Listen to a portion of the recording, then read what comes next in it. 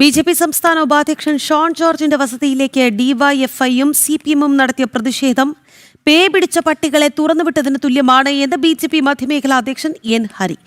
ആരോടാണ് പ്രതിഷേധമെന്ന് പോലും അറിയില്ല. കുറെ പേർ പോലീസിനെതിരെ പ്രതിഷേധിക്കുമ്പോൾ കുറെ പേർ പരാതിക്കാരനെതിരെ പ്രതിഷേധിക്കുകയാണ്.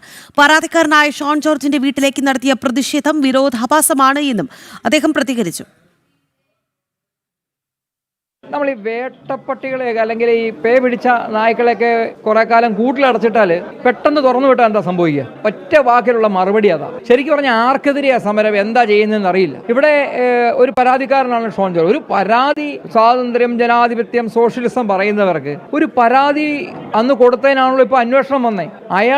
അയാളുടെ വീട്ടിലേക്ക് അല്ലെ അയാളെ ഉന്മൂലനം ചെയ്യുക എന്നുള്ളൊരു സിദ്ധാന്തം, ഇതേത് മാർക്സിയൻ സിദ്ധാന്തമാണ്? അപ്പോൾ ഇത് എന്ന് പറയുന്നത് മാർക്സിസ്റ്റ് പാർട്ടിയുടെ ഈ ശരിക്കും പറഞ്ഞാൽ ബംഗാളിനേക്കാൾ ഭയങ്കര. കാരണം അവർക്ക് കുറച്ച് വിവേചന ബുദ്ധി ഉണ്ടായിരുന്നു. ഇവിടെ ഇവർക്ക് വിവേചന ബുദ്ധിയും കൂടെ നഷ്ടപ്പെട്ടിരിക്കുക. കാരണം എങ്ങോട്ടാ മാർച്ച്, ആർക്കെതിരെയാ മാർച്ച്?